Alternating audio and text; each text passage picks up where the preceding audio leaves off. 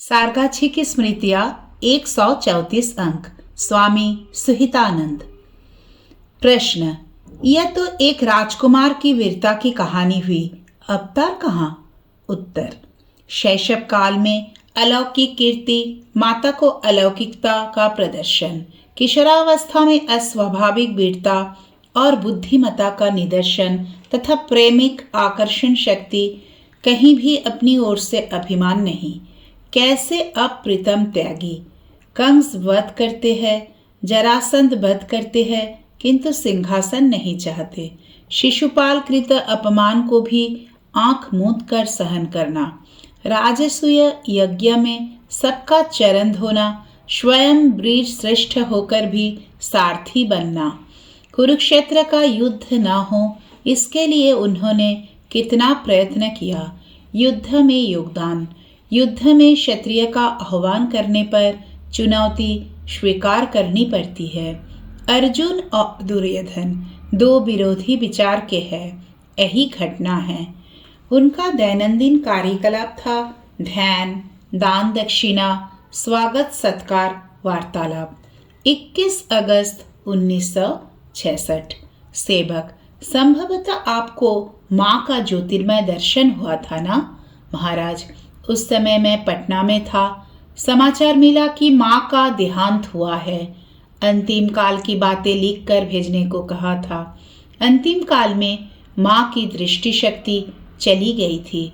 मृत्यु के समय वे बोल पड़ी थी, अरे मैं क्या देख रही हूँ, प्रकाश क्यों है? समझ में आया कि इतना प्रकाश गीतोक्त है। अग्निर्ज्योतिर्रः शुक्ल षण्मासा उत्तरायणं तत्र प्रयाता गच्छन्ति ब्रह्म ब्रह्म विदो जनाः। 25/8/1966। दोपहर के भोजन के बाद महाराज सोए हुए हैं। समय 12 बजे। अचानक आग्रह करने लगे, अरे मुझे बैठा दो। क्यों? मैं तो विश्वनाथ जी के मंदिर में हूँ, वहाँ बेंच पर बैठकर सभी जप कर रहे हैं, मुझे बैठा दो, जप करूंगा। महाराज को पकड़कर बैठाया गया। महाराज: छोड़ दो, तभी तो जप करूंगा। सेवक: छोड़ देने से आप गिर जाएंगे, किंतु यह तो बैठाना नहीं हुआ, मुझे छोड़ दो, बैठने दो। अंततः तकिए की टेक लगाकर बैठाया गया। कुछ देर चुपचाप बैठे रहे, फिर बोले, सुला दो। दोपहर 1 बजे का समय। क्या आपने जप किया? कैसा प्रश्न कर रहे हो? आपसे प्रश्न नहीं करूंगा तो और किससे करूंगा, बताइए। इष्ट मंत्र जप और इष्ट मूर्ति का ध्यान करता हूँ। मेरे इष्ट कभी साकार हो जाते हैं। श्री रामकृष्ण मूर्ति। निराकार इष्ट कैसे है? जप का मंत्र और उसका बीज केवल वही धनी। आज निराकार इष्ट का जप किया हूँ। महाराज: श्री रामकृष्ण को सर्वत्यागी कहने से क्या समझ में आता है? यही मानो ठाकुर के कान, नाक और आंखें इस प्रकार की नहीं है। मेरे ठाकुर एक चैतन्य है। जैसे थाली ईश्वर है, कटोरी ईश्वर है, वैसे ही जितने सृष्ट पदार्थ है सब ठाकुर की सत्ता से बने हुए हैं। जब तुम ध्यान जप का समय सुयोग पाओगे तब सब समझ सकोगे। तुम्हारा सिद्धांत पक्का है। ठाकुर को पाऊं या न पाऊं, किंतु संसार से इस मन को हटाकर रहने में ही जीवन सार्थक होगा। महाराज: हाँ, यही तो। महापुरुष महाराज की बात याद है? महाराज: खूब याद है। विजयादशमी के दिन विजया के बाद हम लोगों ने गाना गाया था। अतिथि कक्ष में मैंने गाना गाकर सुनाया था। वह गाना स्मरण नहीं है, किंतु उसे सुनकर वे बहुत प्रसन्न हुए थे। एक बार मठ में नीचे बैठकर गाना गाया था। एक रिकॉर्ड का गाना था।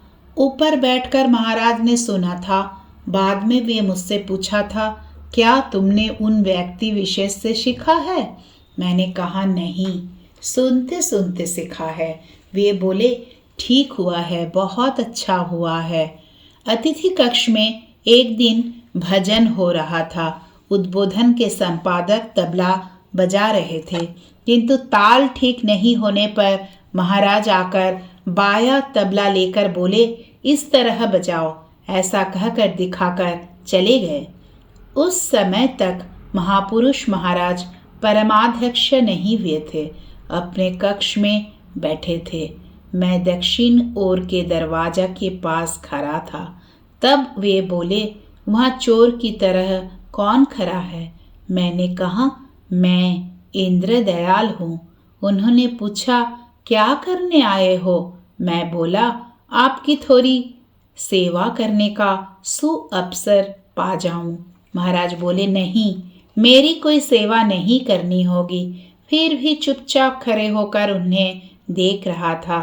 तब उन्होंने इस प्रकार की एक मूक मुद्रा से चिराया। मैं और न कहकर चुपचाप कुछ देर खड़े रहकर चला आया। एक दिन अतिथि कक्ष में बैठकर अरूप शायरे भजन गाकर उन्होंने सुनाया था। उन्होंने दूर से सुनकर कहा था, अनुभव नहीं होने पर ऐसे भजन की रचना नहीं की जा सकती। काफी आयु हो गई, अब स्मरण नहीं है। मैंने कहा था, मैं संन्यास पाना चाहता हूँ। वे बोले, अच्छा जाओ, कल होगा। अनंग के साथ परामर्श करो। अनंग महाराज बोले, बहुत अच्छा। अनंग महाराज ने पुरोहिती किया। संन्यास के बाद में बोला, सिलहट छोड़कर कहीं गया नहीं, काशी जाऊंगा। वे बोले, जिसका जहाँ जाना है जाओ, यहाँ भीड़ मत करो। अच्छा जाओ, वहाँ अधिक दिनों तक मत रहना। मेरा गंगाधर महाराज और भवर महाराज का एक साथ संन्यास हुआ था। स्वामी बुधानंद अमेरिका के किसी सेंटर में जाने वाले थे। जाने के पहले काशी आए थे। वे विश्वनाथ दर्शन और वरिष्ठ साधुओं को दर्शन करने के उद्देश्य से आए थे। एक दिन प्रेमेश महाराज के कक्ष में आए। महाराज से उन्होंने पूछा, महाराज, उस देश में जाकर तो केवल व्याख्यान देना होगा, नए नए विचार कहाँ से पाऊंगा, कैसे पाऊंगा?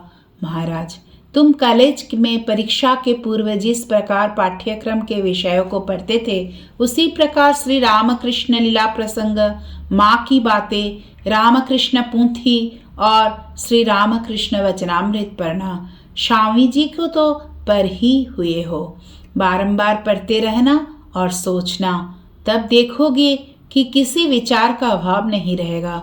काशीवास के अंतिम कुछ वर्षों में महाराज पूरी तरह से अंधे हो गए थे। दोनों पैर तो बहुत पहले ही निष्क्रिय हो गए थे। दोनों हाथों में भी कुछ पकड़ने की क्षमता नहीं रही। शौच, मूत्र त्याग भी दूसरों की मदद से। ऐसी अवस्था में एक दिन सेवक ने प्रश्न किया, आप तो जन्मांध नहीं हैं, अब संसार का कुछ भी नहीं देख पा रहे हैं, क्या इससे कष्ट नहीं होता? महाराज हंसकर बोले, तुम बताओ ना, देखने की कितनी अच्छी संसार में चीजें हैं। क्रमशः जय श्री राम कृष्ण।